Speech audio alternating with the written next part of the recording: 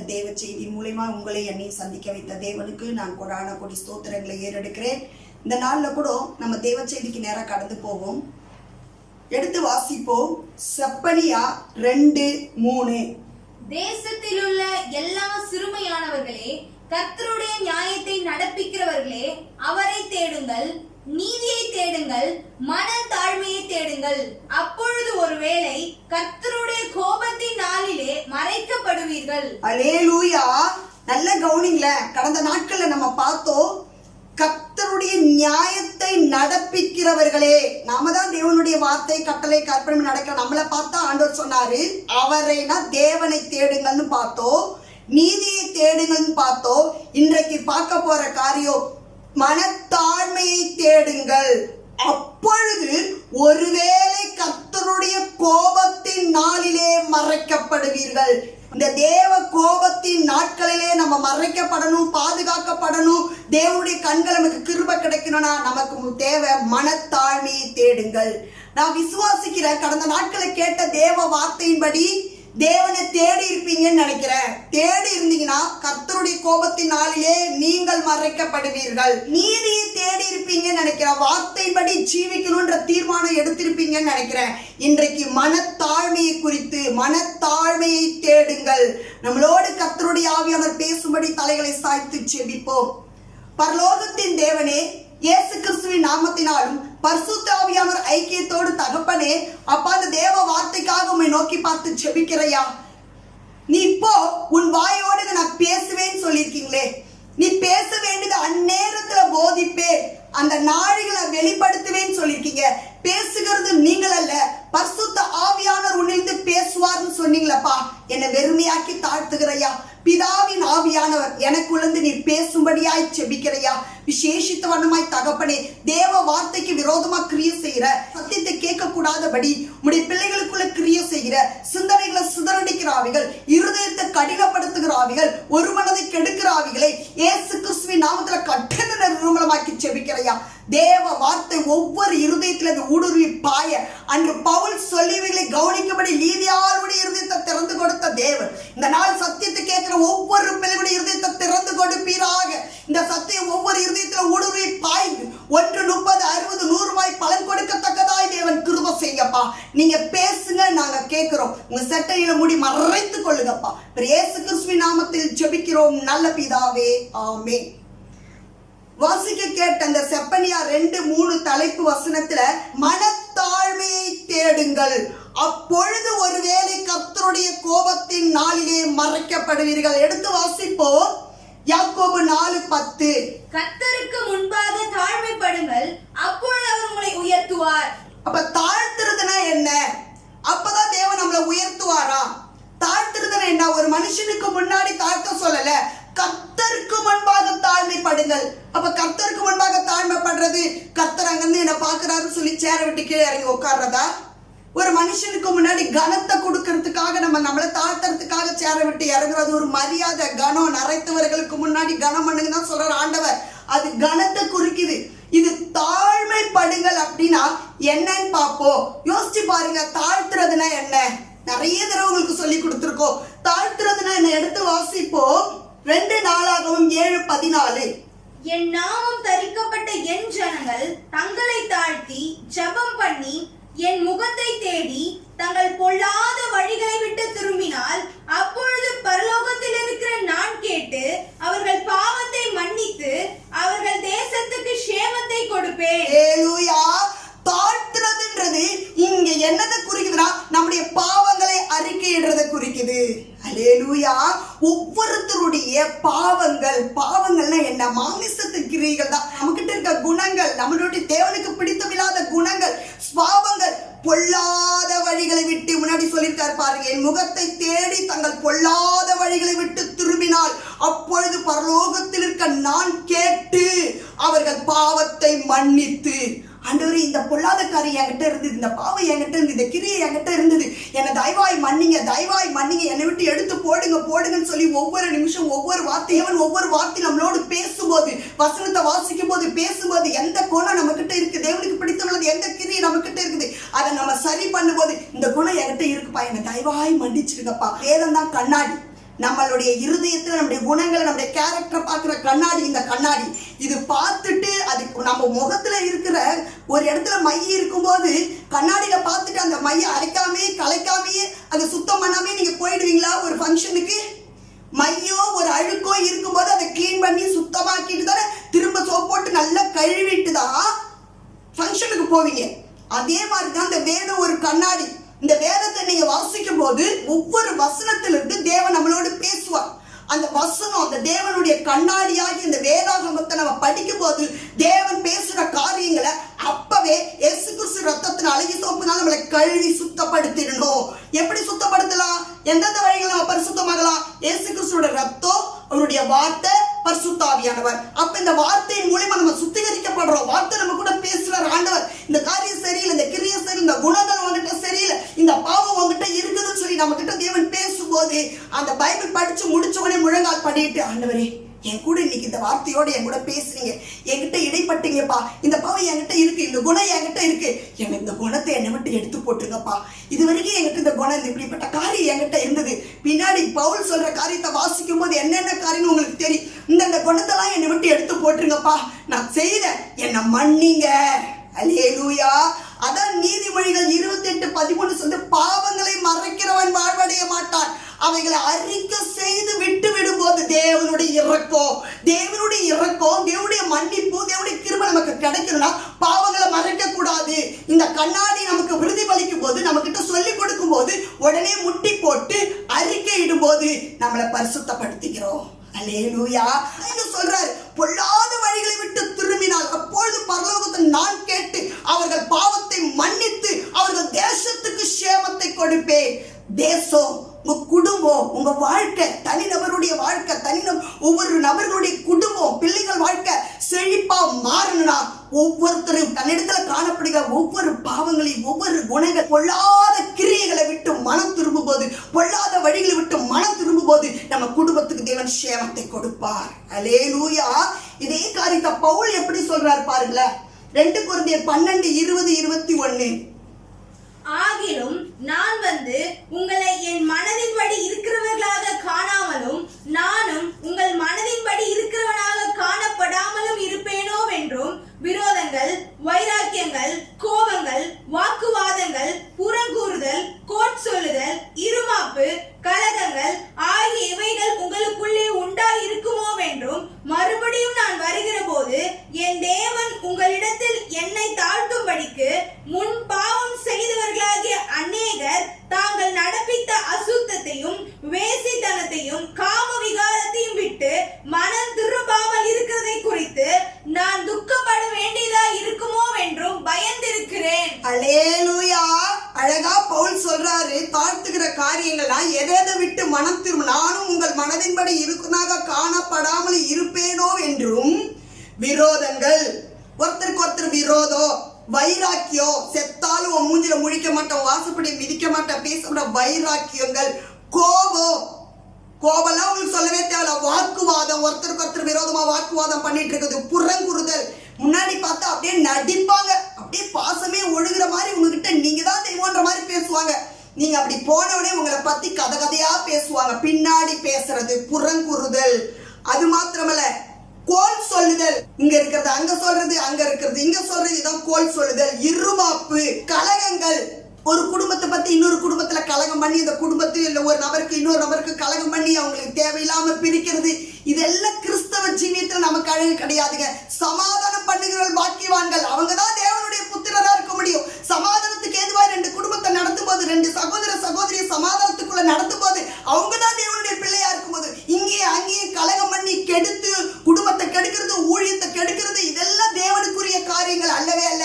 இது பாவம் சொல்றாரு ஆண்டவர். இந்த காரியத்தை அறிக்கையிட்டு நம்மள தேவ சமூகத்துல தாழ்த்தும் போது கர்த்தர் நம்மளை உயர்த்துகிறவரா இருக்கிறார். அல்லேலூயா. தாழ்த்துறதுன்றது நம்முடைய தேவனுக்கு பிடித்தமில்லாத பொல்லாத காரியங்கள், பொல்லாத வழிகள், பொல்லாத குணங்கள், பொல்லாத சுபாவங்கள் இதெல்லாம் விட்டு மனம் திரும்பி படிக்கும் போது என்னென்ன ஆண்டு நம்ம கிட்ட பேசுறாரோ அந்தந்த நாள்ல முட்டி போட்டு அறிக்கையிட்டு, மறைக்கிறவன் வாழ்வடைய முடியாது. பாவத்தை அறிக்கை செய்து விட்டு விடணும். திரும்ப திரும்ப அதையே செய்துட்டு இருக்க கூடாது. விட்டு விடும்போது என் தேவனுடைய இரக்கம், நம்ம தேவனுடைய இரக்கம் நமக்கு கிடைக்குமா? அல்லேலூயா. அதை எடுத்து வாசிங்க, மீகா 6:8. மனுஷனே, நன்மை இன்னதென்று அவர் உனக்கு அறிவித்திருக்கிறார். நியாயம் செய்து இரக்கத்தை சிநேகித்து உன் தேவனுக்கு முன்பாக மன தாழ்மையாய் நடப்பதை அல்லாமல் வேறு எண்ணத்தை கர்த்தர் உன்னிடத்தில் கேட்கிறார். கர்த்தர் உங்ககிட்ட என்னங்க கேட்கிறாரு? நன்மை செய்யணும் அறிந்திருக்கிறோம்ல, நன்மை தாங்க. நன்மை இருக்கும்போது நம்ம கிட்ட பொல்லாத வழி வராதுங்க. நன்மையே நன்மை தான் செய்யணும், நன்மை செய்யணும், நன்மை செய்யணும், தேவனுக்கு அதான் பிரியும், தேவனுக்கு அதான் பிரியும் ஓடுங்க. பொல்லாத வழிகள் நம்ம கிட்ட வரவே வராதுங்க. பொல்லாத கிரிகள் வந்தால் அடுத்த நிமிஷம் உடனே நம்மளை அறிக்கை பண்ணி விட்டு விடும்போது தேவனுடைய இரக்கம் நமக்கு கிடைக்கும். அல்லேலூயா. எடுத்து வாசிப்போம், நீதிமொழிகள் 22:4. தாழ்மைக்கும் கர்த்தருக்கு பயப்படுதலுக்கும் வரும் பலன் ஐஸ்வர்யமும் மகிமையும் ஜீவனுமாம். அல்லேலூயா. தாழ்மைக்கும் கர்த்தருக்கு பயப்படுதலும். உங்களுக்கு பயப்படுறது தேவ சத்தத்துக்கு கீழ்ப்படி. தேவ சத்தம்ன்றது தேவ வார்த்தை. அங்க முன்னாடி சொல்லிட்டாரு, இந்த 2 காரியத்துக்கு, கர்த்தருக்கு பயப்படுறதுக்கும் தாழ்மைக்கும் வரும் பலன் என்ன வரையா? ஐஸ்வர்யம், உலகத்துக்குரிய ஆசீர்வாதம், மகிமை, ஆவிக்குரிய ஆசீர்வாதம், ஜீவன், நித்திய ஜீவன், யுகாயுகமா தேவனோடு கூட ஜீவனோடு இருக்கிற அந்த இடத்துக்கு, பரலோக ராஜ்யத்துக்குள்ள போறது நித்திய ஜீவனை பெற்றுக்கொள்வதை குறிக்கிறது. அப்ப அந்த உலகத்துக்குரிய ஆசீர்வாதம், ஆவிக்குரிய ஆசீர்வாதம், பரலோக ஆசீர்வாதம் நமக்கு எப்ப கிடைக்கும்னா நம்ம மனத்தாழ்மையாய். மனத்தாழ்மைன்றதே ஒவ்வொரு நாள் நம்மள பாவங்களை அறிக்கை செய்து செய்து தேவனுக்கு முன்னாடி நம்மளை தாழ்த்திக்கிட்டே போகும்போது நிச்சயமா உலகத்துக்குரிய ஆசீர்வாதத்தை பெற்றுக்கொள்வோம், ஆவிக்குரிய ஆசீர்வாதத்தை பெற்றுக்கொள்வோம், பரலோகத்துக்குரிய ஆசீர்வாதம், நித்திய ஜீவன் ஆசீர்வாதம் கட்டாயம் நமக்கு கிடைக்கும். அல்லேலூயா. சரி, வேதத்துல யார் அப்படி தாழ்த்தி தேவன் கிட்ட ஆசீர்வாதத்தை பெற்றுக்கொண்டார்கள் பார்ப்போமா? எடுத்து வாசிப்போம். 1 ராஜாக்கள் 21வது அதிகாரம் 27வது வசனம். ஆகாப் இந்த வார்த்தைகளை கேட்டபோது தன் வஸ்திரங்களை கிழித்து தன் சரீரத்தின் மேல் ரெட்டை போர்த்து கொண்டு உபவாசம் பண்ணி ரட்டிலே படுத்து தாழ்மையாய் நடந்து கொண்டான். அல்லேலூயா. ஆகாப் என்ற இஸ்ரவேல் ராஜா இந்த வார்த்தைகளை கேட்டபோது, அப்போ ராஜாவுக்கு என்ன வார்த்தை வந்திருக்கும்? எதுக்காக அங்க ராஜா தன்னை தாழ்த்துறாரு? வாசிப்போம். அதிலே 21வது அதிகாரத்துல 17-20 வரைக்கும் வாசிப்போம். என்ன வார்த்தை வந்ததுன்னு பார்ப்போம். ஆகாப் ராஜாவுக்கு கர்த்தருடைய வார்த்தை திஸ்பியனாகிய எலியாவுக்கு உண்டாயிற்று.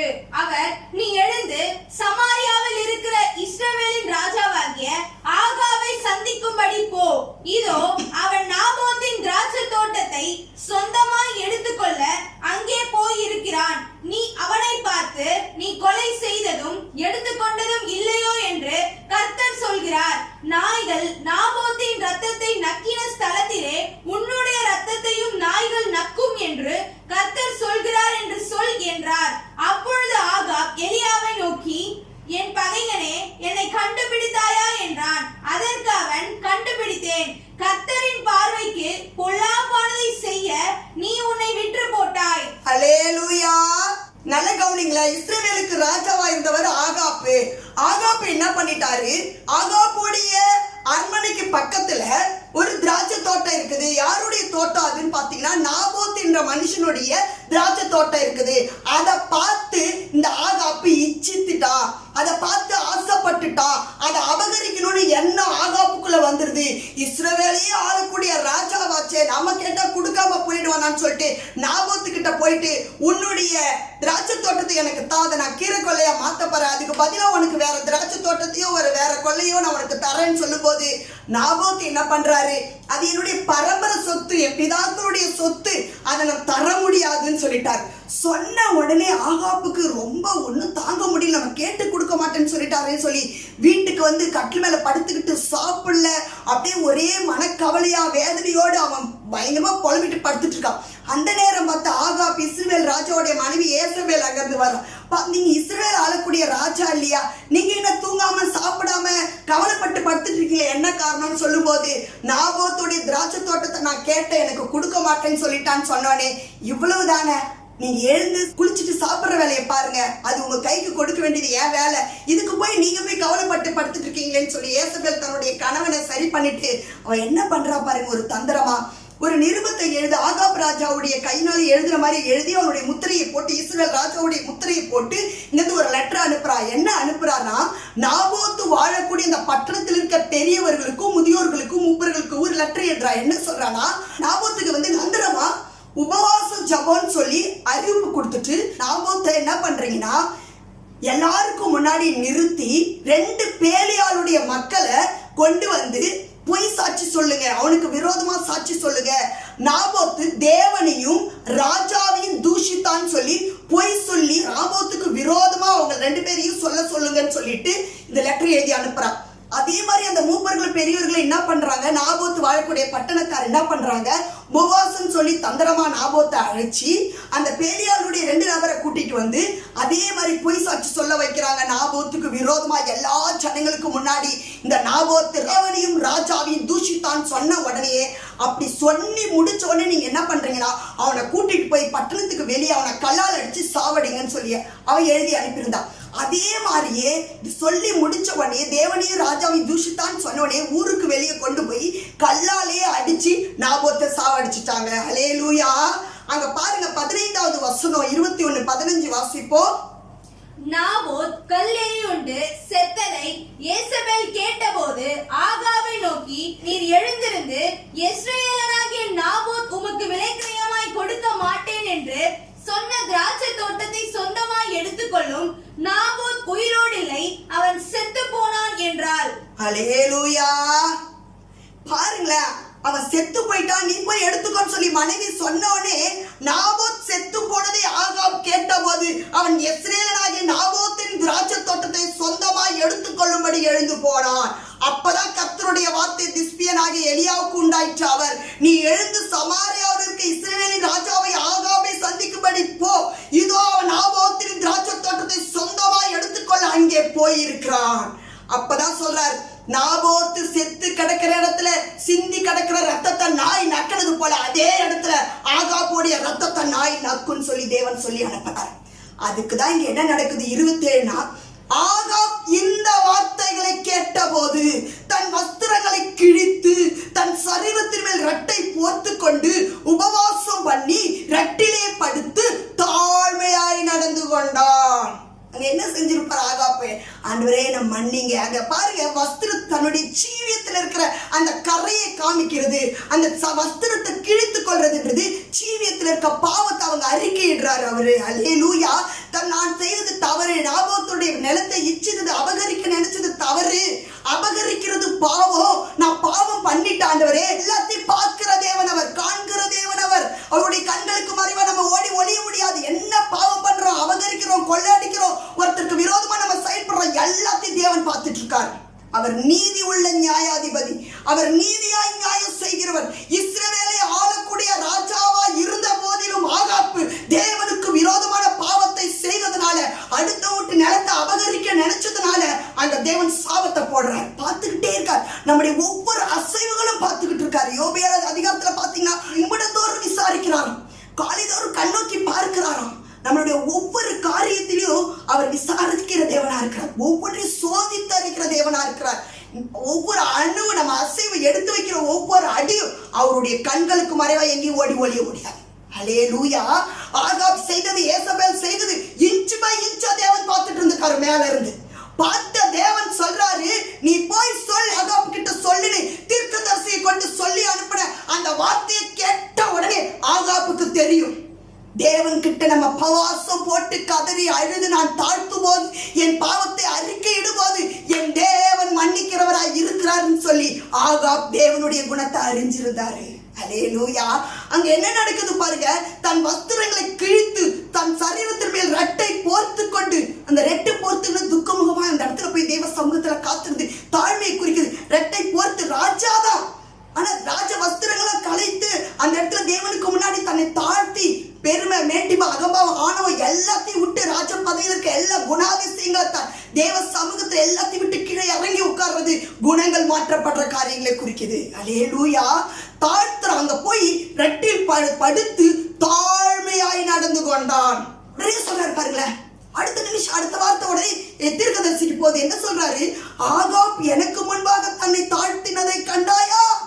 அவன் எனக்கு முன்பாக தன்னை தாழ்த்துகிறபடினால் நான் அவன் நாட்களில் அந்த பொல்லாப்பை வரப்பண்ணாமல் அவன் குமாரன் நாட்களில் அதை அவன் வீட்டில் வரப்பண்ணுவேன். அல்லேலூயா.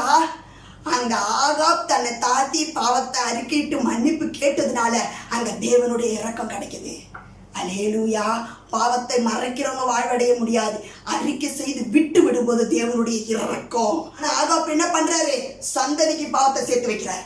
அபகரிச்சு கொலை பண்ணது நிமித்தமா சந்ததிக்கு அவன் பெத்த பிள்ளைங்களுக்கு அது விடவே இல்லை ஆண்டவர். அதை அப்படியே விசாரிச்சார். பின் நாட்கள் அவன் பிள்ளைக்கு சந்ததிக்கு பாவத்தை சேர்த்து வச்சுட்டு போறான் ஆகாப்பு.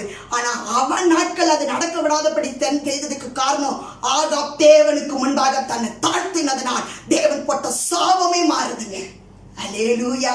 நம்மளை தாழ்த்தும் போது நம்ம மேல இருக்க சாபங்கள் மாறும். அந்த சாபத்தை தேவன் ஆசீர்வாதமாய் மாற்றுவார். அல்லேலூயா. அடுத்து ஒரு காரியத்தை பார்ப்போம். எடுத்து வாசிப்போம். 2 நாளாகவும் 33:10. கர்த்தர் மனாசேயோடும் அவனுடைய ஜனத்தோடும் பேசின போதிலும் அவர்கள் கவனிக்காதே போனார்கள். கர்த்தர் என்ன பேசினாரு? வாசிப்போம். 33, 4, 5, 6, 8. எருசலேமிலே என் நாமம் என்றென்றைக்கும் விளங்கும் என்று கர்த்தர் சொன்ன தம்முடைய ஆலயத்திலே பலிபீடங்களை கட்டி கர்த்தருடைய ஆலயத்தின் 2 பிரகாரங்களிலும் வானத்தின் சேனைகளுக்கெல்லாம் பலிபீடங்களை கட்டினான்.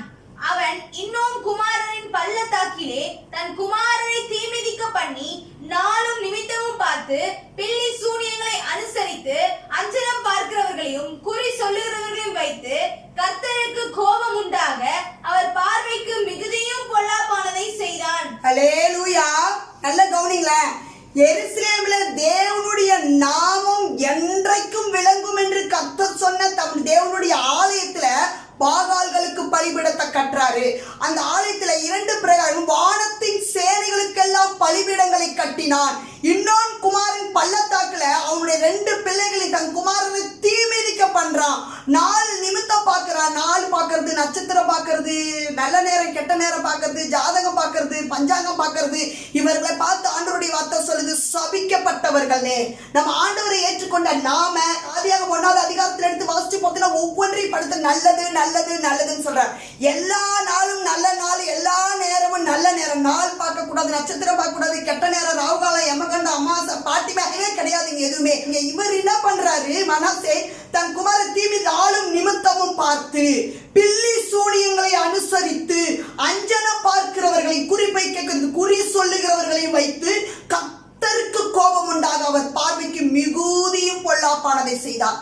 நாள் பார்த்தோம், நட்சத்திரம் பார்த்தோம், குறி கேட்கறது, இந்த அஞ்சனம் பார்க்கறது, இந்த காரியெல்லாம் தேவனுக்கு முன்னாடி மிகுதியான பொல்லாப்பு செய்யறோமா நாம. அப்ப தேவனுடைய கோபம் நம்ம மேல எவ்வளவு பத்தி எரியும் பாருங்களேன். 8வது வசனம் பாருங்க. நான் மோசேயை கொண்டு இஸ்ரவேலுக்கு கொடுத்த சகல நியாய பிரமாணத்திற்கும் கட்டளைகளுக்கும் நியாயங்களுக்கும் ஒத்தபடியே அவர்களுக்கு நான் கற்பித்தவைகளை எல்லாம் அவர்கள் செய்ய சாவதானமாய் இருந்தார்களே ஆகில் நான் இனி அவர்கள் காலை அவர்கள் பிதாக்களுக்கு நிலைப்படுத்தி வைத்த தேசத்திலிருந்து விலக பண்ணுவதில்லை என்றும் தேவன் தாவீதோடும் அவன் குமாரனாகிய சாலமோனோடும் சொல்லி இருந்த தேவனுடைய ஆலயத்தில் தானே அவன் தான் பண்ணிவித்த விக்கிரகமாகிய சிலையை ஸ்தாபித்தான். தேவன் சாலமோனுக்கு தாவீது கட்டி கொடுத்த அந்த தேவ ஆலயத்துல கொண்டு போய் தேவனுடைய நாம என்றென்றைக்கும் அந்த இடத்துல விலங்கு சொல்லப்பட்ட அந்த ஆலயத்துல கொண்டு போய் தேவனுடைய ஆலயத்துல விக்கிரகத்து சிலையை வைக்கிறார். தேவன் அருவருக்கிற ஒரு காரியம் விக்கிரக ஆராதனை. விக்கிரக ஆராதனைக்கு தான் தேவன் பயங்கரமா கோவப்படுறாரு, அருவருக்கிறார். அப்ப வச்ச உடனே ஆண்டவர் சொல்றாரு, அப்படியே கர்த்தர் இஸ்ரவேல் புத்திரருக்கு முன்பாக அழித்த ஜாதிகளை பார்க்கிலும் யூதாவும் எருசலேமின் குடிகளும் பொல்லாப்பு செய்யத்தக்கதாய் மனாசே அவர்களை வழி தப்பி போக பண்ணினான். இஸ்ரவேல் ஜனங்க வழி தப்பி போறதுக்கு, பாவத்துல விழறதுக்கு, விக்கிரகாராதனை பண்றதுக்கு, பில்லி சூனியங்களை அனுசரிக்கிறதுக்கு, நாள் நிமித்தம் பார்க்கறது, இப்படி பொல்லாப்பான காரியங்களை செய்யறதுக்கு அவர்களை வழி தப்பி போக பண்றார் மனாசே. இது குறித்து தேவன் தொடர்ந்து பேசிட்டே இருக்காரு. நீ தவறு பண்ணிக்கிட்டே இருக்க, விக்கிரகத்தை நீ வணங்குற, பாகால்களுக்கு பலிபிடம் கட்டுற, உன் பிள்ளைகளை தீமிதிக்க பண்ற, நீ எனக்கு விரோதமான காரியத்தை செய்ய எத்தனையோ முறை மனாசேயை தேவன் எச்சரிச்சிருப்பாரு. அப்போ மனாசையோடையும் அவருடைய ஜனத்தோடும் பேசின போதிலும் அவர்கள் கவனிக்காதே போனார்கள். தேவனுடைய சத்தம் நமக்கு வரும். பைபிள் படிக்கும் போதெல்லாம் தேவன் நம்ம கிட்ட பேசுவாரு, ஊழியக்காரர்களை கொண்டு பேசுவாரு, பலிபீடத்திலிருந்து வார்த்தை வந்துகிட்டே இருக்கும். தேவனுடைய சத்தம் நம்மளுக்கு எச்சரிச்சு பேசிக்கிட்டே இருப்பாரு. ஒரு சிலருக்கு என்னதான் சத்தம் வந்தாலும் இது எனக்கு இல்லை அவங்களுக்குன்னு கையை காட்டுவாங்களே ஒழிய இந்த வார்த்தை எனக்கு தேவன் பேசினார்னு என்னைக்கு எடுத்துக்கிறோமோ அன்னைக்கு நம்மளை தேவன் ஆசீர்வதிக்க ஆரம்பிச்சுவாங்க. இங்க பேசிக்கிட்டே இருக்காராம் ஜனங்களோட, மனாசேயோட தேவன் பேசிட்டே இருந்தா கூட கவனிக்கலையே அவங்க. அல்லேலூயா. எத்தனையோ பேர் சபைக்கு வருவாங்க, அப்படியே பயபக்தியோட முட்டியை போட்டு வசனம் இவங்களுக்குள்ள அப்படி போகுது நம்ம நினைச்சோம்னா சுத்தமா அவங்க கிரிகளை பார்த்தா அவங்களுக்குள்ள வசனமே போகல, ஒரு செய்தி கூட கிரியை செய்யல நினைக்கும் போது வேதனையா இருக்கும் நமக்கு. செய்தி உள்ள போய் தேவனுடைய சத்தம் உள்ள போய் தேவன் பேசுற காரியங்களை அவங்க கவனிக்கும் போது அவங்க வாழ்க்கையில செழிப்பு வரும், ஆசீர்வாதம் வரும். அந்த வார்த்தைப்படி தன்னுடைய ஜீவியம் மாறும்போது எத்தனையோ பேருக்கு தேவ சத்தம் வருது, தேவன் பேசிக்கிட்டே இருக்காரு, கவனிக்கிறதே கிடையாது, செவி மடுக்கிறதே கிடையாதுங்க.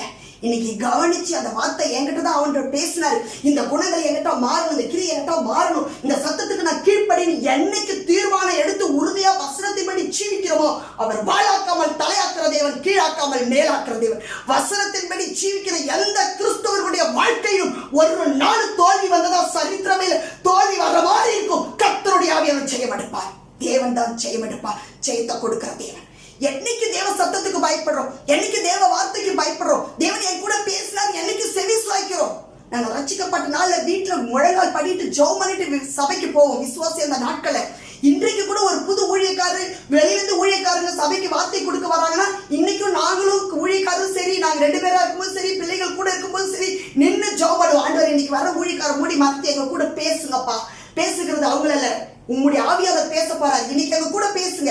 ஒரு சில காரியங்களை அப்படியே சொல்லி இந்த காரியத்தை குறிச்சு எங்க கூட பேசுங்க, இந்த திட்டங்களை குறிச்சு எங்களோட திட்டமாய் தீர்க்கமாய் தேவன் பேசியிருக்காரு எங்களோடு.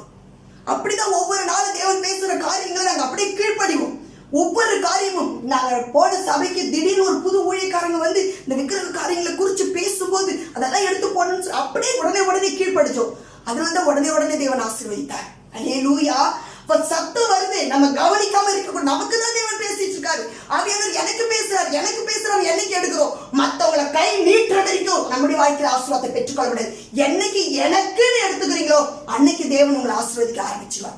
அவங்க மனசு கிட்ட பேசிக்கிட்டே இருக்காரு, ஜனங்க கிட்ட பேசிக்கிட்டே இருக்காராம், கவனிக்காதே போனாங்க. நம்ம எப்ப தேவ வார்த்தையை கவனிக்காம, தேவ வசனத்தை கேட்காம, தேவ சத்தத்தை கேட்காம கவனிக்காம போயிட்டே இருக்கிறோமோ, என்ன பேசினாலும் நம்ம இருதயம் கடினமாகி மேட்டுமையாகி இருவாப்பு கொண்டு இந்த சத்தியம் எனக்கு இல்லை, இந்த வார்த்தை எனக்கு இல்லைன்னு சொல்லி போயிட்டே இருக்கும்போது இங்க மனசைக்கு எதை கட்டளையிட்டாரோ அது நம்ம வாழ்க்கையில வராதபடி நாம் பார்த்துக் கொள்வோமாக. அல்லேலூயா. பாருங்க பின்னாடி வசனத்தை 11வது வசனத்தை வாசிப்போம். ஆகையால் கர்த்தர் அசீரியா ராஜாவின் சேனாபதிகளை அவர்கள் மேல் வரப்பண்ணினார். அவர்கள் மனாசேயை முட்செடிகளில் பிடித்து 2 வெண்கல சங்கிலியால் அவனை கட்டி பாபிலோனுக்கு கொண்டு போனார்கள்.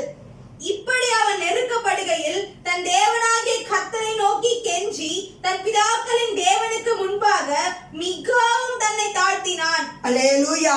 நல்ல கவனிங்களேன். அந்த தேவனுடைய சத்தம் வர தேவன் பேசிக்கொண்டே இருக்கிற காரியத்தை கவனிக்காத போன போது என்ன பண்றாரு, கர்த்தர் அசீரியா ராஜாவின் சேனாதிபதிகளை அவர்கள் மேல் வர பண்ணினார். எதிரிக்கு சத்துருக்கு பர்மிஷன் கொடுத்துறாரு. சத்துரு படையெடுத்து வரும்படி பர்மிஷன் கொடுத்தோன்னே அவர் என்ன பண்றாரு, அவர்கள் மனாசேயை முட்செடிகளில் பிடித்து 2 வெண்கல சங்கிலினால் அவனை கட்டி பாபிலோனுக்கு கொண்டு போனார்கள். பாபிலோன் பாவம் நிறைந்த இடம், விபச்சாரம், வேசித்தனம், விக்கிரகம் நிறைந்த ஒரு பாவம் நிறைந்த ஒரு இடத்துக்கு, பாபிலோனுக்கு இஸ்ரவேல் ஆளக்கூடிய அந்த மனாசேவை பாபிலோனுக்கு கொண்டு போகும்படி தேவனே அனுமதிக்கிறாரு. ஏன்னா தேவனுடைய பேசிக்கிட்டே இருக்கிற அந்த சத்தத்துக்கு செவி சாய்க்காத பட்சத்துல சொல்லி பாப்பாரு, தேவன் பேசி பாப்பாரு, எச்சரிச்சு பாப்பாரு. கீழ்ப்படியலனா நம்ம வாழ்க்கையில சத்ருவுக்கு ஒரு பர்மிஷன் கொடுத்துருவாரு. அல்லேலூயா. சாத்தானுக்கு பர்மிஷன் கொடுத்துருவாரு. அதுதான் இங்க மனேச வாழ்க்கையில நடந்தது. திரும்ப என்ன நடக்குது பாருங்க. இப்படி அவன் நெருக்கப்படுகையில் தந்திரமா ஒரு காரியத்தை பண்றாரு அங்க மனாசே. தன் தேவனாகிய கர்த்தரை நோக்கி கெஞ்சி தன் பிதாக்களின் தேவனுக்கு முன்பாக மிகவும் தன்னை தாழ்த்தினான். அல்லேலூயா. என்ன தாழ்த்தி இருப்பாருங்க? உடனே மேல இருந்து இறங்கி கீழே உட்காந்துட்டாரா? இல்லைங்க. ஆண்டவரே, நீங்க எத்தனை தடவை என் கூட பேசுறீங்க, நான் செவி சாய்க்கலப்பா, நான் அதுக்கு கீழ்ப்படியிலப்பா, என்னை மன்னிச்சிருங்க, இப்ப நான் கீழ்ப்படிறப்பா, தயவா எனக்கு மனம் இறங்கி இந்த பாபிலோன்ல இருந்து சிறை வாழ்க்கையில இருந்து எனக்கு விடுதலை கொடுங்க. நான் நிமித்தம் பார்த்தேன், நாள் பார்த்தேன், நட்சத்திரம் பார்த்தேன், குறி கேட்டேன், இந்த நாள் அஞ்சனம் பார்த்தேன், பாகால்களுக்கு பலிபிடம் கட்டினேன், மன்னிச்சிருங்க மன்னிச்சிருங்க, இனி நான் செய்யவே மாட்டேன்னு சொல்லி அங்க தேவ சமூகத்துல தன்னுடைய பாவங்களை அறிக்கையிட்டு தன்னுடைய பொல்லாத வழிகளை விட்டு அங்க மனாசே மனம் திரும்பினாரு. அங்க என்ன நடக்குது பாருங்க. கெஞ்சி தன்னை தாழ்த்தினவனே அவரை நோக்கி அவன் விண்ணப்பம் பண்ணி கொண்டிருக்கிற போதே, இதெல்லாம் சொல்லி அறிக்கையிட்டு தேவனை நோக்கி விண்ணப்பம் பண்ணி கொண்டிருக்கிற போது அவர் யாரு? தேவன் மனாசேயோட கெஞ்சுதலுக்கு இறங்கி அவன் ஜெபத்தை கேட்டு, தேவனுக்கு ஒரு பேர், அவர் ஜெபத்தை கேட்கிறவர். எப்ப கேட்பாரு? சரியா வேத வசனத்தின்படி, கட்டளையின்படி, கற்பனையின்படி, அவருடைய சட்ட திட்டங்களின்படி இருக்கிற விண்ணப்பத்துக்கு பதில் கொடுப்பார். நீதிமானுடைய ஜெபத்தை அவர் கேட்கிறவர். இயேசு கிறிஸ்து ரத்தத்தினால கழுவப்பட்டாலும் நீதிமான் தான். ஆனா கழுவப்பட்டது வருகை மட்டும் நீதிமானா இருக்கிறியா? அதாங்க கொஸ்டின். நமக்குள்ள எந்த தேவனுக்கு பிடித்தமில்லாத எந்த காரியம் உள்ள வராத பட்சத்துல நீதிமான். ஆனா நம்ம வெள்ளை சட்டை போட்டு உள்ள போயிட்டு வெளியே போயிட்டு உள்ள வந்தாலே எவ்வளோ அழுக்கு வருது. அப்ப நம்மளும் நம்ம கண்ணால பாவம் வரும், காதால பாவம் வரும், வாயால பாவம் வரும், இருதயத்துல பாவம் வரும், எத்தனை பாவங்கள் உள்ள வரும். ஒவ்வொரு நாளும் பாவத்தை அறிக்கை செய்து விட்டு அடுத்து திரும்ப அதே பாவத்தை நம்ம செய்யாதபடி நம்மளை காத்து கொள்ளும் போது இங்கு மனாசேக்கு நடந்த காரியம், கெஞ்சுதலுக்கு இறங்கி அவன் ஜெபத்தை கேட்டு அவனை திரும்ப எருசலேமில் உள்ள தன்னுடைய ராஜ்யத்திற்கு வர பண்ணினார். கர்த்தரே தேவன் என்று அப்பொழுது மனாசே அறிந்தான். கரங்களை தட்டி தேவ நாமத்தை மகிமைப்படுத்துவோம். திரும்ப அதே எருசலேமுக்கு கொண்டு வந்து அவனுடைய பதவி, ராஜ பதவியை திரும்ப கொடுத்து அவன் ஆளும்படி கர்த்தர் செய்கிறார்னா, அந்த தாழ்த்துற ஜெபத்துக்கு பாவத்தை அறிக்கை செய்து தேவனுக்கு முன்னாடி தாழ்த்தி ஜெபிக்கும் போது உடனே தேவன் அந்த ஜெபத்தை கேட்கிறார். பாருங்க எப்படிப்பட்ட தேவன் பாருங்க. பாவங்களை மறைக்கிறவங்க வாழ்வடைய முடியாதுங்க. அறிக்கை செய்து விட்டு விடுறதுதான் நம்மள தேவ சமூகத்துல தேவனுக்கு முன்பாக, கர்த்தருக்கு முன்பாக தாழ்மைப்படுங்கள். அப்பொழுது அவர் உங்களை உயர்த்துவார். இழந்த ராஜ பதவி, சிறைச்சாலை கைதியாய் போன மனாசே பதவி துறந்து மனாசே ஜெயில் கைதியா போறாரு. அப்படிப்பட்ட கைதிக்கு கிடைத்த திரும்ப ஆசீர்வாதம், இழந்த ஆசீர்வாதம் எது கொடுக்குதுனா, தேவ சமூகத்துல பாவத்தை அறிக்கையிட்டு பொல்லாத வழிகளை விட்டு திரும்பினதுனால, தேவ சமூகத்துல தாழ்த்தினதுனால மறுபடியும் மனாசேவை தேவன் உயர்த்துறார். யாக்கோபு 4:10 அதான் சொல்றது, கர்த்தருக்கு முன்பாக தாழ்மைப்படுங்கள், அப்பொழுது அவர் உங்களை உயர்த்துவார். உங்ககிட்ட வேற என்னத்தை தேடுறாரு? மனத்தாழ்மை மட்டும்தான் தேவன் தேடுறாரு. மிக 6:8 அல்லேலூயா. அதனால இந்த நாள் எந்த அளவுக்கு நம்மளை தாழ்த்துறோமோ கர்த்தர்கிட்ட இருந்து பெரிய ஆசீர்வாதங்களை நம்ம பெற்றுக்கொள்ள முடியுங்க. எடுத்து வாசிப்போம். லூக்கா 7:37-47 வரைக்கும் வாசிப்போம். அப்பொழுது அந்த ஊரில் இருந்த பாவியாகிய ஒரு ஸ்திரீ அவர் பரிசேயன் வீட்டிலே பந்தி இருக்கிறதை அறிந்து ஒரு பரணியில் பரிமள தைலம் கொண்டு வந்து அவருடைய பாதங்களின் அருகே பின்னாக நின்று அழுது கொண்டு அவருடைய பாதங்களை தன் கண்ணீரினால் நனைத்து தன் தலை மயிரினால் துடைத்து அவருடைய பாதங்களை முத்தம் செய்து பரிமள தைலத்தை பூசினாள். அவரை அழைத்த பரிசேயன் அதை கண்டபோது, இவர் தீர்க்கதரிசியா இருந்தால் தம்மை தொடுகிற ஸ்திரீனார் என்றும் இப்படிப்பட்டவள் என்றும் அறிந்திருப்பார். இவள் பாவியா இருக்கிறாளே என்று தனக்குள்ளே சொல்லிக் கொண்டான். இயேசு அவனை நோக்கி, சீமோனே, உனக்கு நான் ஒரு காரியம் சொல்ல வேண்டும் என்றார். அதற்கு அவன், போதகரே, சொல்லும் என்றான். அப்பொழுது அவர், ஒருவனிடத்தில் 2 பேர் கடன் பட்டிருந்தார்கள். ஒருவன் 500 வெள்ளிக்காசும் மற்றவன் 50 வெள்ளிக்காசும் கொடுக்க வேண்டியதாய் இருந்தது. கொடுக்க அவர்களுக்கு நிர்வாகம் இல்லாத போது இருவருக்கும் கடனை மன்னித்து விட்டான். இப்படி இருக்க அவர்களில் எவன் அவனிடத்தில் அதிக அன்பாய் இருப்பான், அதை சொல் என்றார். சீமோன் பிரதியுத்தரமாக, எவனுக்கு அதிகமாய் மன்னித்து விட்டானோ அவனே அதிக அன்பாய் இருப்பான் என்று நினைக்கிறேன் என்றான். அதற்கு அவர், சரியாய் நிதானித்தாய் என்று சொல்லி ஸ்திரீயிடமாய் திரும்பி சீமோனை நோக்கி, இந்த ஸ்திரீயை பார்க்கிறாயே, நான் உன் வீட்டில் பிரவேசித்தேன், நீ என் கால்களுக்கு தண்ணீர் தரவில்லை. இவளோ கண்ணீரினால் என் கால்களை நனைத்து தன் தலை மயிரினால் அவைகளை துடைத்தாள். நீ என்னை முத்தம் செய்யவில்லை. இவளோ நான் உட்பிரவேசித்தது முதல் என் பாதங்களை ஓயாமல் முத்தம் செய்தாள். நீ என் தலையில் எண்ணெய் பூசவில்லை. இவளோ என் பாதங்களில் பரிமள தைலம் பூசினாள். ஆதலால் நான் உனக்கு சொல்கிறேன், இவள் செய்த அநேக பாவங்கள் மன்னிக்கப்பட்டது, இவள் மிகவும் அன்பு கூர்ந்தாளே. எவனுக்கு கொஞ்சம் மன்னிக்கப்படுகிறதோ அவன் கொஞ்சமாய் அன்பு கூறுவான் என்று சொல்லி அவளை நோக்கி, உன் பாவங்கள் மன்னிக்கப்பட்டது என்றார். அல்லேலூயா. ஒரு பாவியான ஒரு ஸ்திரீ இயேசு அந்த இடத்துல வந்திருக்காருன்னு கேள்விப்பட்டு பரிமள தைலத்தை நிரப்பி கொண்டு ஓடுறா இயேசு கிட்ட. ஓடி போனது அங்க போய் நான் ஒரு பாதங்கள் அறிய பின்னாக நின்று அழுது கொண்டு அவருடைய பாதங்களை தன் கண்ணீரினால் நனைத்து, இயேசு கிறிஸ்துவோட பாதத்தை கண்ணிலிருந்து தண்ணி, கண்ணீருடைய தண்ணி, கண்ணிலிருந்து வழிகிற கண்ணீர், அந்த கண்ணீரினால இயேசுவோட பாதத்தை கழுவுறா.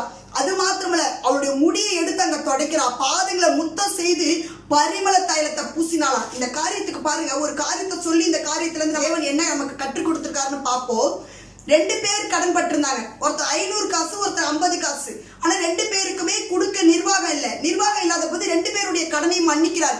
அப்ப யார் அதிகமா அன்பு கூறுவாங்கன்னு கேட்கிறார். கேட்கும் போது யார் தொகை அதிகமா இருந்தோ அவங்க தானே உங்ககிட்ட அன்பு கூற முடியும் அப்படின்னு சொன்னவனே சீமோனை நோக்கி, இந்த ஸ்திரியை பார்க்கிறாயே, நான் உன் வீட்டில் பிரவேசித்தேன். சீமோன் கிட்ட சொல்ற, நான் உன் வீட்டுல பிரவேசித்தேன், நீ என் காலுக்கு கழுவுறதுக்கு தண்ணி கூட கொடுக்கல, இவளோ கண்ணீரினால் என் கால்களை நனைத்து, அவளோட கண்ணுல இருந்து வழிகிற கண்ணீர்னால தேவனுடைய பாதத்தையே கழுவிட்டாள கால்களை, தன் தலை மயிரினால் அவைகளை துடைத்தாள். இது எதை குறிக்குது? தலைமுடி மகிமையை குறிக்குது. தலைமுடினாலே மகிமை. அப்ப அந்த முடி மகிமையை குறிக்குது. ஒருத்தவங்க அதிகமா ஒரு பக்குவமா பார்க்கிற ஒரு காரியம்னா உங்களுடைய முடி, அவங்களுடைய தலையை அழகா அதுக்கு முக்கியத்துவம் கொடுத்து அதை சேஃப்டியா எப்படிலாம் பாதுகாக்கலாம்னு சொல்லி ரொம்ப அக்கறையா இருப்பாங்க அந்த முடியில. அந்த முடியை எடுத்துட்டு போய் காலு, எங்க பார்த்தாலும் நடக்கிற காலு, அசுத்தமா இருக்கிற ஒரு காலு, அந்த காலில் போயிட்டு இந்த முடியை எடுத்து போய் துடைப்பாங்களா? அங்க எதை குறிக்குதுன்னா அவளுடைய தாழ்மையை குறிக்குது. அல்லேலூயா. அவ அந்த இடத்துல இயேசுக்கு முன்னாடி தன்னை தாழ்த்துறா. அந்த தாழ்த்துற காரியம் அவங்களோ தன் கண்ணீரினால் என் கால்களை நனைத்து தன் தலை மயிரினால் அவைகளை துடைத்தார். நீ என்னை முத்தம் செய்யவில்லை, இவளோ நான் உட்பிரவேசித்தது முதல் என் பாதங்களை ஓயாமல் முத்தம் செய்தாள். எங்க போய் முத்தம் செய்யறா? அதுவும் கால்லங்க, அழுக்கு நிறைஞ்ச அந்த கால்ல ஓயாம முத்தம் செய்யறாளாம். அப்ப பாருங்க எந்த அளவுக்கு ஒரு தாழ்மையா அங்க நடந்து கொண்டிருப்பா. அப்ப தேவன் மேல எவ்வளவு அன்பு இருக்கும் இயேசு மேல. அவளுக்கு அவ பாவிதான், எவ்வளவு பெரிய பாவத்தை செய்த ஒரு பாவிதான். ஆனா அவ அங்க தேவனுக்கு இயேசுக்கு முன்னாடி தன்னை தாழ்த்தினோடனே ஆண்டவர் அங்க பண்ற காரியம் பாருங்க. நான் உனக்கு சொல்லுகிறேன், இவள் செய்த அநேக பாவங்கள் மன்னிக்கப்பட்டது, இவள் மிகவும் அன்பு கூர்ந்தாளே, எவனுக்கு கொஞ்சம் மன்னிக்கப்படுகிறதோ அவன் கொஞ்சமாய் அன்பு கூர்ந்தான் என்று சொல்லி அவளை நோக்கி அந்த ஸ்திரியை பற்றி உன் பாவங்கள் மன்னிக்கப்பட்டது. இன்னைக்கு நாம தேவனுக்கு முன்னாடி தாழ்த்தும் போது நம்முடைய பாவங்கள் மன்னிக்கப்படணும்னா அதிகமா தேவன்கிட்ட அன்பு கூறணும். எப்ப அதிகமா தேவன்கிட்ட அன்பு கூறி தேவன்கிட்ட அதிகமா அன்பு கூறுறதுன்னா என்னங்க? தேவன் மேல அன்பு கூறுறதுனா ஜெபிக்கிறது, வேத வாசிக்கிறது, கர்த்தரை தேடுறது, கர்த்தருக்கு பிரியமா நடக்கிறது, போய் அநேகரை இயேசு பக்கம் திருப்புறது, சத்தியத்தை சொல்றது, தேவனுக்குரிய காரியம், தேவ சமூகத்துக்கு ஓடுறது, தேவனுக்கு முன்னாடி உண்மையா இருக்கிறது, சரியான நேரத்துக்கு சபைக்கு போய் நேரத்தோட போய் முட்டி போடுறீங்கன்னா நீங்க தேவனை நேசிக்கிறீங்கன்னு அர்த்தம். சரியான நேரத்துல ஜெபத்துல முட்டி போடுறீங்கன்னா தேவனை நேசிக்கிறீங்கன்னு அர்த்தம். சரியா ஜெபிக்கிறீங்க, சரியா வேத வாசிக்கிறீங்க, அந்த வசனத்தை கை கொள்றீங்கன்னா நீங்க தேவனை நேசிக்கிறீங்கன்னு அர்த்தம். நீங்க எந்த அளவுக்கு ஆண்டவர்கிட்ட அதிகமா அன்பு கூறுறீங்களோ, அதிகமா ஜெபம் பண்ணி, அதிகமா வேதம் வாசிச்சு, அந்த வாசிச்ச வசனத்தை கை கொண்டு நீங்க எவ்வளவு நடக்கிறீங்களோ நீங்க தேவன்கிட்ட அதிகமா அன்பு கூறுறீங்க. அதிகமா அன்பு கூர்ந்தா அநேக பாவங்களுடைய அதிகமான பாவம், எவ்வளவு பெரிய பாவமா இருந்தாலும் தேவன் அதை மன்னித்து, மரணத்துக்கு ஏதுமல்லாத பாவத்தை மன்னித்து உங்களுக்கு தேவன் சேமத்தை கொடுப்பாரு, ஆசீர்வாதத்தை கொடுப்பாரு. பாவம் இருக்கிற இடத்துல தேவன் ஆசீர்வதிக்க முடியாது. தேவன் ஆசீர்வதிக்கலாம், பாவம் இல்லாம இருக்கணும். ஒரு பாவியான ஸ்திரீ இயேசு கிட்ட நெருங்குறானா எந்த அளவுக்கு அவ பரிசுத்தப்படுத்திக்கிட்டு தன்னை தேவ சமூகத்துல கொண்டு போய் தாழ்த்துறா பாருங்க. இயேசுவோட பாதத்தை முத்தம் செய்து அந்த இடத்த தான் தலைமுடி எடுத்து அந்த தன்னுடைய கண்ணீர்னால கழுவுறா. அப்போ ஒவ்வொரு பாவத்தையும் அறிக்கை செய்து தன்னை தாழ்த்தி கதறி அழுது தேவனுடைய பாதத்தை தன் கண்ணீரினால நினைக்கிறான். கண்ணீர்னால அழுது அந்த இடத்த தன்னுடைய பாவத்தை சொல்லியிருப்பா இயேசுகிட்ட, தேவன்கிட்ட அறிக்கை பண்ணி. அது மாத்திரம் இல்லாம அந்த பாதத்தை முத்தம் செய்யறாங்க. இன்னைக்கு பூமிதான் அவருடைய பாதப்படி, வானம் அவருடைய சிங்காசனம். இந்த பாதப்படியை எத்தனை பேர் முத்தம் செஞ்சுக்கிட்டு இருக்கீங்க? எத்தனை பேர் தேவனுடைய சமூகத்துல தேவனை நோக்கி ஜெபித்து கொண்டிருக்கீங்க? எத்தனை பேருடைய பாதத்துல முழங்கால் படியிட்டு குனிந்து முத்தம் செய்து அவரை ஆராதித்து துதித்து ஜெபித்து வேதத்தை வாசித்து எத்தனை பேர் தேவன்கிட்ட அதிகமாய் அன்பு கூறுறீங்க? அதிகமாய் அன்பு கூறும்போது உங்களுடைய தேவ சமூகத்துல உங்களை தாழ்த்தும் போது அந்த பாவியான ஸ்திரீ தன்னுடைய மகிமை முடியை எடுத்து தலை துடைக்கிறது அந்த தேவ சமூகத்தை அவளை தாழ்த்துற காரியத்தை குறிக்குது. பாவங்களை அவங்க தேவன் கிட்ட சொல்லி அறிக்கையிட்டு தாழ்த்தி இருக்கிறா. அதனாலதான் அவர் செய்த அநேக பாவத்தை அங்க தேவன் மன்னிக்கிறாரு. தாழ்மையை குறிக்குது. இன்னைக்கு நாமளும் தேவ சமூகத்துல போய் நம்மளை தாழ்த்தி தேவனுடைய பாதத்துல கதறி கதறி அழுது அழுது அவரோட பாதத்தை நம்முடைய கண்ணீரினால கழுவி நம்ம பாவங்களை அறிக்கை செய்து மனம் திரும்பும் போது, பொல்லாத வழிகளை திரும்பும் போது கர்த்தருக்கு முன்பாக தாழ்மைப்படுங்கள். அப்பொழுது அவர் உங்களை உயர்த்துவார். கர்த்தருடைய கோபத்தின் நாளிலே நீங்க மறைக்கப்படுவீர்கள். அல்லேலூயா. எடுத்து வாசிப்போம். நீதிமொழிகள் 15:33. கர்த்தருக்கு பயப்படுதல் ஞானத்தை போதிக்கும், மேன்மைக்கு முன்னானது தாழ்மை. மேன்மையான நிலைமைக்கு வரணும், உயர்வான ஒரு இடத்துக்கு வரணும், ஆசீர்வாதத்தை நம்ம பெற்றுக்கொள்ளணும், ஆசீர்வதிக்கப்பட்டவர்களா மாறணும்னா தேவ சமூகத்துல உங்களை தாழ்த்துங்க, பாவங்களை அறிக்கையிடுங்க. தேவனுக்கு பிடித்தமான எல்லா குணங்களையும் அறிக்கை செய்து பொல்லாத வழிகளை விட்டு மனம் திரும்புங்க. தேசத்துக்கு சேமத்தை கொடுப்பார். கர்த்தருடைய கோபத்தினாலே நீங்க மறைக்கப்படுவீர்கள். கர்த்தருடைய கோபத்தின் நிமித்தம் இந்த பொல்லாத கொள்ளை நோய்கள் பத்தி எல்லா இடத்துலயும் தேவனுடைய கோபம் பத்தி எரிஞ்சுக்கிட்டு இந்த கொள்ளை நோயை தேவன் அனுமதிச்சிருக்காருனா அவருடைய கோபத்தின் நாளிலே நம்ம மறைக்கப்படணும்னா தாழ்மை ரொம்ப முக்கியம். அல்லேலூயா. லூக்கா 1:51-52. தம்முடைய புயத்தினாலே பராக்கிரமம் செய்தார், இருதய சிந்தையில் அகந்தையுள்ளவர்களை சிதறடித்தார், பலவான்களை ஆசனங்களில் இருந்து தள்ளி தாழ்மையானவர்களை உயர்த்தினார். அல்லேலூயா. தாழ்த்துறதுன்றது பாவத்தை அறிக்கை செய்து விட்டு விட்டு பரிசுத்தமா வருதுதான் நம்ம தேவ சமூகத்துல தாழ்த்துறது. அப்படிப்பட்ட பிள்ளைகளை தேவன் உயர்த்துவார். அப்படிப்பட்ட பிள்ளைகள் தேவனுடைய கோபத்தினாலே தப்புவிக்கப்படுவீர்கள். அதை திரும்ப மீக 6-8 வாசிச்சு நம்ம முடிக்க போறோம். மனுஷனே, நன்மை இன்னதென்று அவர் உனக்கு அறிவித்திருக்கிறார். நியாயம் செய்து இரக்கத்தை சிநேகித்து உன் தேவனுக்கு முன்பாக மன தாழ்மையாய் நடப்பதை அல்லாமல் வேறே எண்ணத்தை கர்த்தர் உன்னிடத்தில் கேட்கிறார். அல்லேலூயா. எல்லாரும் முழங்கால் படிடுவோம். தேவ சமூகத்துல உங்களை தாழ்த்துங்க. மனுஷனே, நன்மை இன்னதென்று அவர் உனக்கு அறிவித்திருக்கிறார். வேதத்தின்படி நன்மை என்ன? வசனத்தின்படி நடக்கிறது, நன்மை செய்கிறது தேவன் நமக்கு அறிவித்திருக்கிறார்.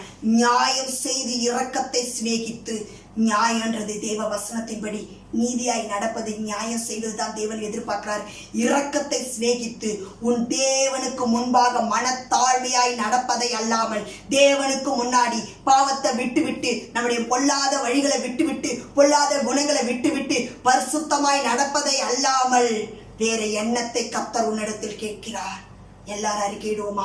தேவனே, மனத்தாழ்மையை தேடுங்கள், அப்பொழுது கர்த்தருடைய கோபத்தினாலே தப்புவிக்கப்படுவீர்கள் சொன்னீங்களே. கடந்த நாள்கள்ல செப்பனியா 2:3 தேவனை தேடுங்கள், நீதியை தேடுங்கள், மனத்தாழ்மையை தேடுங்கள், அப்பொழுது கர்த்தருடைய கோபத்தின் நாளிலே நீங்க மறைக்கப்படுவீர்கள் சொல்லி தொடர்ந்து எங்களோடு பேசினீங்களப்பா. இந்த நாள்ல தேவனை தேடுங்கள், நீதியை தேடுங்கள். நீங்க பார்க்காம இருந்திருந்தா தயவு செய்து அதை எடுத்து திரும்ப கேளுங்க. அந்த செய்தியை திரும்ப நீங்க கேட்டு பாருங்க. நீங்க கேட்கும் போது உங்க ஆத்மா உயிர்ப்பிக்கப்படும். உங்க வாழ்க்கையில ஒரு உயர்வை பார்க்க முடியும். நீங்க கர்த்தருடைய கோபத்தினாலே தப்பிவித்துக் கொள்ள முடியும். இன்றைக்கு மனத்தாழ்மை பத்தி என்னோடு பேசுனீங்கப்பா. என்னென்ன குணங்கள் உங்ககிட்ட இருக்குது? புறங்குறது இருக்குதா? கோல் சொல்றது இருக்குதா? கலகம் பண்றது இருக்குதா? வைராக்கியம் இருக்குதா? விரோதம் இருக்குதா? பகை இருக்குதா? என்னென்ன பாவ குணங்கள் உங்ககிட்ட இருக்குது? இன்னைக்கு நிதானித்து பாருங்க. என்னென்ன பாவம் இருக்குது? விபச்சார வேசித்தான பாவம் இருக்குதா? என்னென்ன பாவம் நம்ம கிட்ட இருக்குது? தேவையில்லாத கிரிகள், ஞானஸ்தானம் எடுத்தும் பாவம் பண்றோமா? ஞானஸ்தானம் எடுத்தும் குடிச்சிட்டு இருக்கோமா? ஞானஸ்தானம் எடுத்து சிகரெட்டு பீடி பிடிச்சிட்டு இருக்கோமா? ஞானஸ்தானம் எடுத்து இன்னும் பாவத்தை பண்ணிக்கிட்டு கொண்டுகிட்டு இருக்கிறோமா? விபச்சார வேசித்தான பாவங்கள் நமக்குள்ள இருக்குதா? சிலை வழிபாடு நம்ம கிட்ட இருக்குதா? உருவ வழிபாடு நம்ம கிட்ட இருக்குதா? இன்னும் பாகால்களுக்கு பலிபட கட்டி கொண்டு இருக்கிறோமா? இருதயத்துல பாகால்களுக்கு பலிபட கட்டுறீங்களா? இருதயத்துல அகந்தை இருக்குதா? மேட்டு மெருப்புக்கு அகம்பாவை இருக்குதா? நம்மை நாமே நிதானித்தறிந்தால் நாம் நியாயம் தீர்க்கப்படும் சொல்லியிருக்காரு. நம்மை நாமே நிதானித்து பார்ப்போம். இதனால உண்மையா அறிக்கை செய்து இன்னைக்கு மனத்தாழ்மையோடு தேவ சமூகத்துல காணப்படும் போது, உண்மையாய் அறிக்கை செய்து பாவத்தை விட்டு விட்டு தேவன்கிட்ட அதிகமாய் அன்பு கூறும்போது, அந்த விபச்சார பாவத்துல இருந்த சகோதரி தேவன்கிட்ட அதிகமாய் அன்பு கூர்ந்தனால அவருடைய அநேக பாவங்கள் மன்னிக்கப்பட்டது. நீங்களும் பாவத்தை அறிக்கை செய்து விட்டு விட்டு தேவ சமூகத்துல அதிகமாய் தேவனை தேடும்போது, அதிகமாய் மனத்தாழ்மையை தேடும்போது அவர் உங்களை உயர்த்த வல்லவரா இருக்கிறார். கர்த்தரின் கோபத்தின் நாளிலே நீங்கள் மறைக்கப்படுவீர்கள். அதனால தகப்பனே, நீ கொடுத்த தேவ வார்த்தைக்காய்மை நன்றியோடு துதிக்கிற ஸ்தோத்தரிக்கிறியா. கேட்ட வசனத்தை அப்பா அதை மிகுந்த ஜாக்கிரதையாய் கவனிக்க ஒவ்வொருத்தருக்கு கிருபை பாராட்டுங்க. வசனத்தை கேட்டு விட்டு விடாதபடி அதை இருதயமாகிய பொக்கிஷத்துல காத்து கொண்டு தகப்பனே அதன்படி இவர்கள் நடக்கிறவர்களாய் இருக்க என் தேவன் நீங்க கிருபை பாராட்டுங்கப்பா.